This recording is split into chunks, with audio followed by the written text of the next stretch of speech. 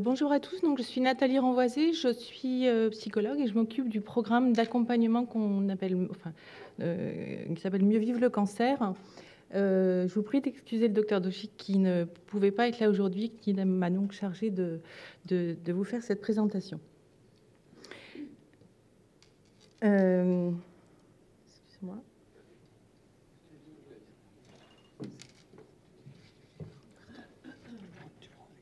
D'accord. Ça devrait marcher. Ah, évidemment. Ah oui, il faut que tu arrêtes. Voilà. Et après, tu peux prendre ça. D'accord, ça va. Alors, je vais peut-être expliquer d'abord ce que c'est que ce programme Mieux vivre le cancer, parce que contrairement aux autres présentations qu'on a eues, c'est pas forcément complètement évident de savoir ce qu'il y a dedans. Donc, Mieux vivre le cancer est un programme d'accompagnement qui émane du département de soins de support. Donc, les soins de support, c'est tout ce qui va entourer la prise en charge médicale à proprement parler, comprenant l'équipe de psycho-oncologie, bien entendu, la nutrition, l'unité douleur, le service de soins palliatifs, la nutrition, etc. Donc ça, c'est vraiment la partie des soins de support conventionnels.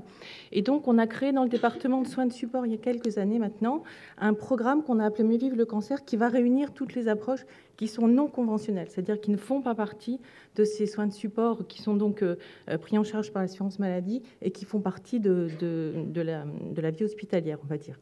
Donc, dans ce programme Mieux vivre le cancer, on a regroupé tout ce qui était non conventionnel.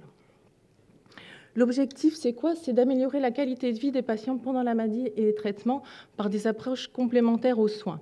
Donc, je vais vous présenter après le contenu du programme. Il y a un certain nombre de choses qui sont présentes depuis très longtemps dans l'hôpital pour des raisons évidentes. Je pense par exemple à la socio-esthétique ou au salon de coiffure qui propose des prothèses capillaires qui ont leur rôle et leur intérêt évident. Et puis à partir de là, on a développé en fait ces approches complémentaires pour étendre l'offre et puis dans le but tout ça de permettre d'accompagner mieux la période de maladie et des traitements. Donc on est une plateforme qui est financée uniquement sur des fonds externes, donc grâce à des partenariats et grâce pour moitié très exactement à vos dons.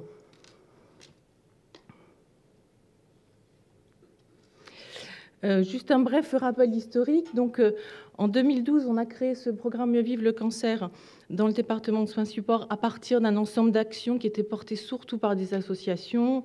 Le CEW, par exemple, qui finance des socio-esthéticiennes qui vont au chevet des patients ou bien qui donnent des soins dans les cabines. L'association Bel et Bien qui propose des ateliers conseils maquillage, les blouses roses, etc. Donc, il y avait déjà, comme je vous disais, un certain nombre de choses qui existaient. Et à partir de la création du programme, on s'est développé, c'est-à-dire qu'on avait plusieurs objectifs qui étaient d'une part de structurer le programme par thématique, puisque les choses évoluaient en termes d'accompagnement, le sport, le bien-être, l'esthétique, les activités artistiques, etc. Donc une des actions qu'on a eues, par exemple, ça a été de faire entrer dans l'hôpital le piano que vous avez vu sur le plateau des consultations. La deuxième chose, c'était de développer le portefeuille d'action. Donc, à partir de ce qui existait, on a introduit de nouvelles approches.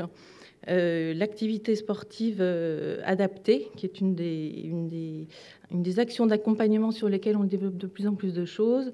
Le Qigong, par exemple, la méditation, dont je vais reparler un petit peu après. On a multiplié les lieux d'intervention. Donc, on va intervenir aussi bien au chevet des patients, donc dans les unités de soins pour accompagner les temps d'hospitalisation, qu'à l'extérieur à travers des programmes ou des ateliers auxquels les patients peuvent participer. La mise en place de programmes également. À la base, c'était plutôt des activités ponctuelles, c'est-à-dire qu'on pouvait aller à la rencontre, par exemple, de l'association des blouses roses, ou bien avoir un soin esthétique. Là, on a structuré les choses sous forme de programme, et c'est ça peut-être l'évolution la plus significative qu'on a apportée à ce programme, qui a été permis, je dois dire, par le financement de ces activités complémentaires. Et puis, donc, l'organisation et la structuration de la recherche de financement pour que les programmes deviennent pérennes. et éviter d'avoir d'une année sur l'autre à supprimer une action parce qu'on n'avait plus le financement possible. Alors, le contexte est en évolution aussi depuis ces dernières années. D'une part, le développement des connaissances scientifiques sur les bénéfices de certaines approches s'est véritablement développé, et en particulier tout ce qui concerne le sport. Il y a eu énormément de recherches scientifiques qui montrent maintenant que les effets d'une pratique sportive adaptée avec des critères de durée, de fréquence, etc., a un véritable impact sur la fatigue, sur les douleurs articulaires, sur la prévention du risque de récidive. La deuxième approche, c'est la méditation pleine conscience, pour laquelle il y a aussi de plus en plus d'articles et de recherches scientifiques qui montrent l'impact de cette pratique. Une reconnaissance croissante des autorités de santé concernant ces approches, et notamment la loi concernant le sport sur ordonnance, qui permet de prescrire des séances d'activité physique. Un autre élément, c'est l'amélioration des traitements qui prolongent la durée de vie et qui rend la question de la qualité de vie d'autant plus importante. C'est-à-dire qu'on vit plus longtemps, donc il faut apprendre à vivre avec. Et puis enfin, un aspect sur lequel on insiste beaucoup et qui est capital, ça on s'en est rendu compte à travers les programmes qu'on a mis en place, c'est le besoin des patients d'être acteurs dans leur maladie. C'est-à-dire que le fait d'être soigné, évidemment, suppose par définition d'être patient, d'être pris en charge. Et là, dans ce qu'on va proposer, il y a une façon de s'emparer d'approches qui permettent de se sentir acteur de la maladie. Dans la maladie, et de se retrouver, se réapproprier aussi un corps qui est devenu, qui ne se réduit pas à l'organe malade, mais pour lequel l'organe malade a pris beaucoup plus d'importance.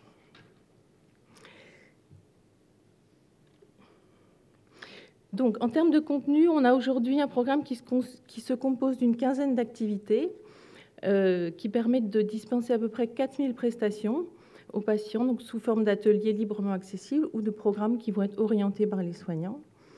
Donc, tout ça a été permis, encore une fois, par l'organisation qu'on a eue pour recevoir les dons et structurer ces actions dans l'hôpital. On a 4 grands thèmes qui sont la socio-esthétique, comme je vous ai dit, qui est là depuis longtemps et qui permet d'accompagner toutes les transformations corporelles liées à la maladie et au traitement de celle-ci. Tout ce qui concerne le sport et donc l'activité physique adaptée, puisqu'il ne s'agit pas simplement d'aller faire du sport, il faut que ce soit encadré par des gens qui sont formés pour prendre en charge des patients atteints de cancer.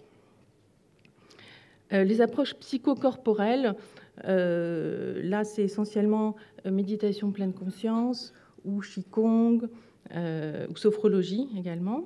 Et puis une petite partie d'approche artistique. Donc à partir du piano que vous avez vu, on organise des concerts dans l'hôpital, mais aussi des ateliers dans lesquels les patients vont pouvoir participer activement à des activités artistiques. Alors, on a en fait 3 types d'interventions. Le premier, c'est l'intervention au chevet des patients dans les unités d'hospitalisation. Donc, on travaille là en relation avec les différents services pour proposer, écouter déjà les demandes en termes d'accompagnement et mettre en place des actions qui vont être adaptées. Je vais peut-être... Oui, je vais donner quelques exemples tout de suite. Donc, par exemple, dans le département d'hématologie, on a la présence d'éducateurs médico-sportifs, 6 heures par semaine, qui vont venir accompagner les patients. Au total, sur l'année, ça représente à peu près 70 bénéficiaires du programme. Donc, les éducateurs, tout simplement, font faire des exercices physiques aux patients et leur permettent aussi de reconduire ces exercices dans situation d'isolement, c'est quelque chose qui est particulièrement important. Même programme chez les adolescents et jeunes adultes. On a donc une éducatrice médico-sportive qui est présente 14 heures par semaine, qui donne des cours individuels ou collectifs. Un autre exemple que j'ai mis ici, c'est dans l'unité Loire et Finistère. qui est donc un département de médecine, une intervention dansée au chevet des patients. C'est-à-dire que c'est une jeune femme qui ça paraît assez curé comme ça, mais qui simplement va danser vraiment dans l'unité de soins, en entrant dans les chambres lorsque c'est possible. Voilà. C'est quelque chose qui est assez difficile à décrire, mais qui a beaucoup de succès. C'est-à-dire quand on entend les soignants, les infirmières notamment, parler de cette intervention, elles se rendent bien compte, elles, de tout ce que ça apporte de vie dans le service. Et puis quand on entend aussi les patients en parler, on se rend compte qu'il y a un véritable impact de ce type d'intervention dans le lieu d'hospitalisation. À tel point qu'on va avoir, on a eu une proposition de film, de long métrage, par un réalisateur qui a déjà fait ce genre de choses, pour tourner un film qui va s'appeler « De corps à cœur, danser la vie ».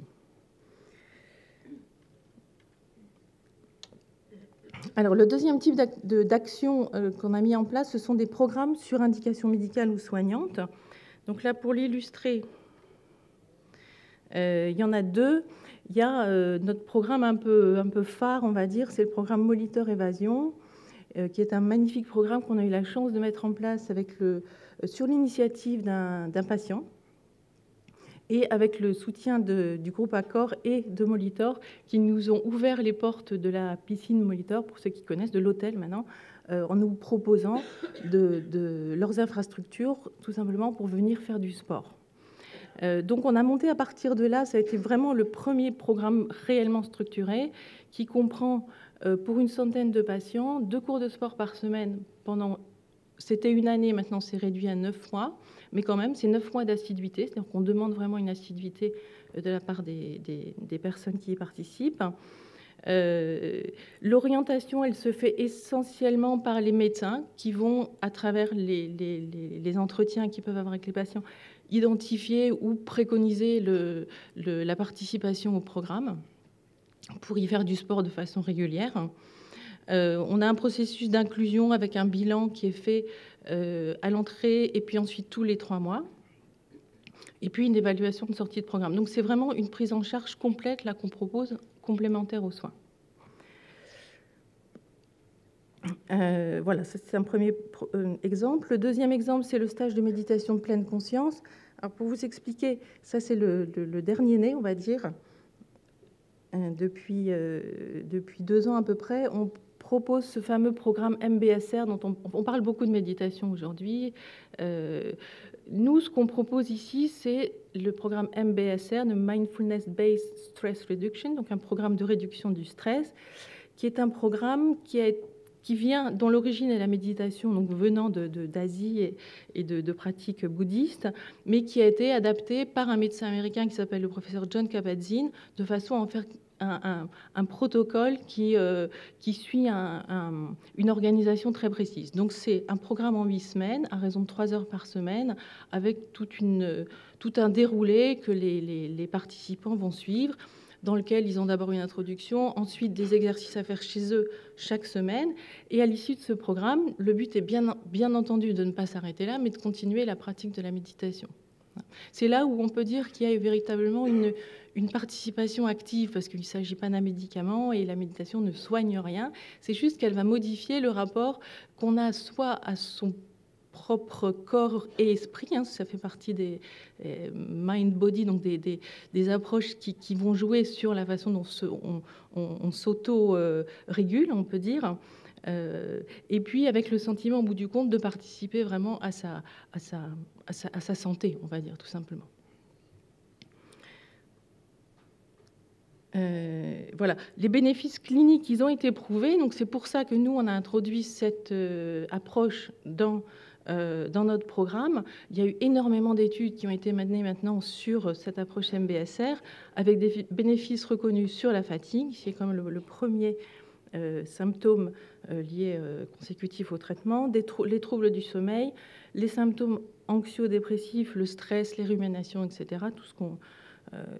Tout ce qui va au-delà finalement de l'état possiblement de l'état de santé, hein, c'est toutes ces pensées qu'on a, et c'est là-dessus qu'agit vraiment que cherche à agir la méditation pleine conscience. Hein. La grande idée de la méditation pleine conscience, c'est de rester dans l'instant présent et de vivre simplement ce qui est, et non pas ce qu'on imagine qui pourrait être ou ce qui n'est plus. Voilà.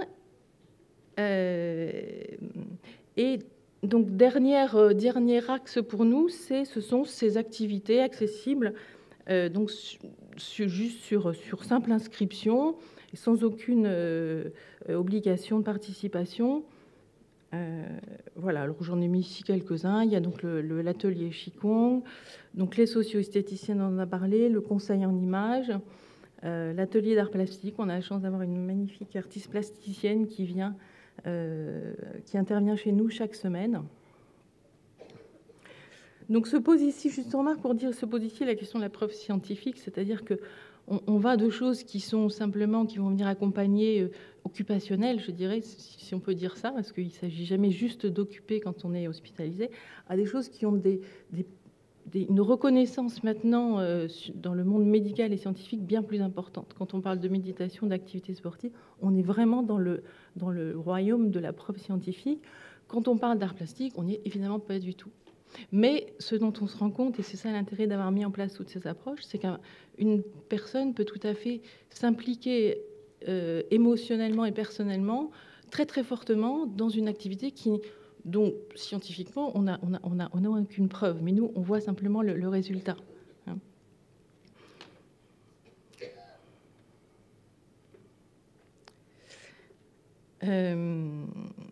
Voilà, donc aujourd'hui, on a un financement des donateurs, donc je vous remercie encore parce que c'est grâce à vous que ça existe, qui représente la moitié de notre budget. En termes d'organisation, on a créé un petit comité médico-scientifique, donc qui est dirigé par le docteur Doshi, qui permet de délimiter le champ des actions et des pratiques inclus dans le programme, et puis de coordonner les évaluations. On a maintenant une attachée de recherche qui est avec nous à mi-temps et qui coordonne ces évaluations portant sur la qualité de vie, les troubles du sommeil, etc. Donc un certain nombre d'études assez classiques du champ de la psycho-oncologie qui sont appliquées sur ces approches. Si on a le temps, on va peut-être passer le film. Ou on a 3 minutes. 3 minutes. Oui. Alors, juste un mot sur les perspectives pour vous dire qu'à partir de là, on a de grands projets sous le contrôle de notre responsable collègue Jean-Di Demeaux. À partir de Molitor, on s'est rendu compte qu'il y a un véritable engouement pour ce programme qui est hors du parcours de soins, qui est complètement intégré en même temps à la prise en charge parce qu'il est recommandé par les médecins, qui permet de se sentir mieux, qui a un certain nombre de bénéfices, on va dire, en termes de qualité de vie visible. Nous, notre limite aujourd'hui, c'est qu'on n'a pas d'infrastructure pour le développer. C'est-à-dire qu'on a un gymnase qui va bientôt disparaître dans le grand projet Cancer Campus. On a des salles qui sont à Chevillard qui ne sont pas adaptées. Donc, notre projet, c'est un lieu dans lequel on pourra développer des programmes complémentaires aux soins à grande échelle. Donc, on travaille activement dessus avec des équipes formidables qui se sont emparées vraiment de ce projet. Donc notre projet, on l'a appelé le Wellness Lab. Voilà. Le nom changera, hein, c'est pas le nom définitif. Donc le but, c'est d'abord et avant tout de pallier à notre insuffisance aujourd'hui, qui est celle d'infrastructures. Donc c'est avoir un lieu pour mettre en place ces programmes complémentaires aux soins. Deuxièmement, structurer et développer progressivement le champ de ces pratiques. Comme je vous disais, on est dans un territoire qui est très vaste, avec des approches qui sont reconnues, d'autres qui ne le sont pas, certaines qui sont farfelu, hein, je crois que le terme n'est pas trop fort. Donc c'est très vaste tout ça, il faut vraiment pouvoir y voir plus clair. Donc il y a des autorités de santé maintenant qui s'en occupent. Tout ça doit se structurer. Mettre en place des programmes de recherche sur ces approches complémentaires et compléter les programmes d'accompagnement par la mise à disposition de produits ou de services. Par exemple typique de la lingerie pour les femmes qui ont été opérées du sein, voilà, le maillot de bain ou la lingerie dont on a besoin, des prothèses capillaires ou foulards, etc. Voilà. Bon, juste quelques mots sur l'ADN un petit peu de ce projet dans la démarche. Hein, c'est la participation active du patient dans sa prise en charge, c'est-à-dire qu'il faut, pour chacune des approches, qu'on ait le sentiment de participer activement à être complémentaire à l'approche médicale. La réconciliation corps-esprit, image de soi, ça sont toutes les approches bien-être psychocorporelles.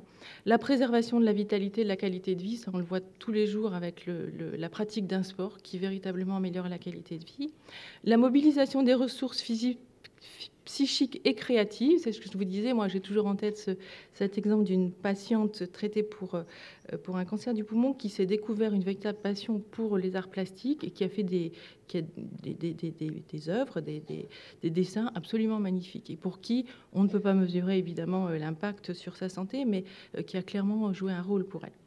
Et la préservation du lien social, parce que c'est aussi le moyen, à travers des ateliers, de rencontrer d'autres patients qui souffrent de la même chose et de parler en toute liberté, sans que ce soit un groupe de parole de la maladie. Voilà, ça c'est à titre d'illustration notre beau projet pour lequel je pense que vous serez sollicités. Je l'espère, puisqu'on attend un OK de la direction générale. Est-ce qu'on a encore le temps de passer le film? Oui, il est là, normalement.